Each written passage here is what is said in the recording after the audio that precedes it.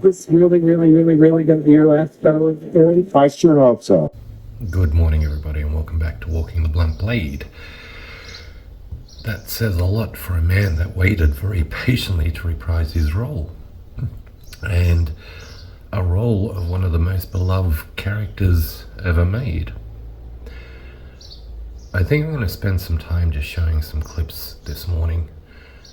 I'm not sure how much you require my talking over the top of it, because it's just stuff I've said for years on end.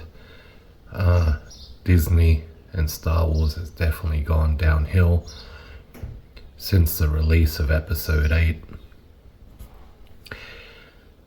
Let me know what you think.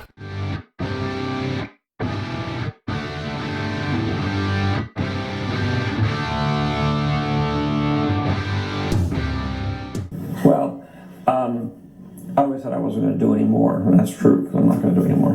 But that doesn't mean I'm unwilling to turn it over to Kathy to do more. Mm-hmm. I have story treatments of 7, 8, and 9, and a bunch of other movies, and obviously we have hundreds of books and comics and everything you could possibly imagine. So, you know, I sort of moved that treasure trove of stories and various things to Kathy, and I have complete confidence that she's going to take them and make great movies. So that's what happened to Star Wars.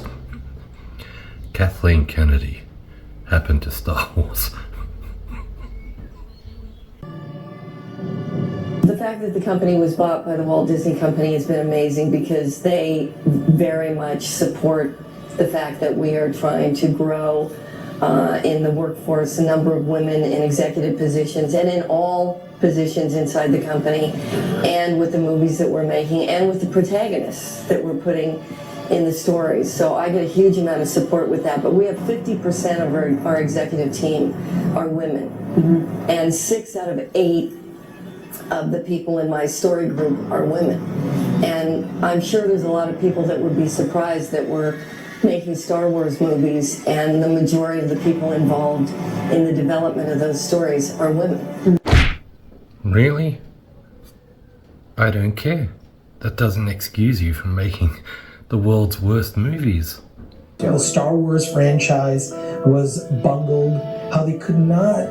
I mean, to me, I'm the studio executive in charge of Star Wars, and we're making a new Star Wars movie, and the first thing I'm going to do is I'm going to put Han, Luke, and Leia in a scene together. And the fact that that moment, we will never be able to have that moment in cinema when Carrie Fisher was alive, that to me is, I mean, that's malpractice. One of the issues was the first 3 movies had all kinds of issues. They looked at the stories and they said, we want to make something for the fans. So I said, all I want to do is tell a story of what happened. It started here and it went there, and it's all about generations, and it's about, the issues of fathers and sons and grandfathers, and it's a family soap opera.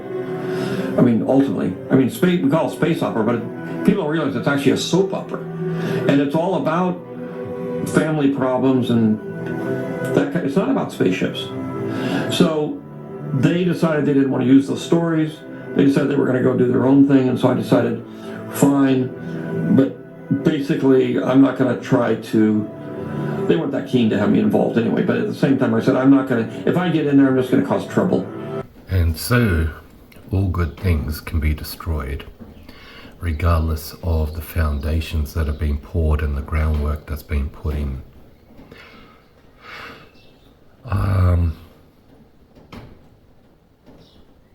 God bless you, George. You're one of my heroes.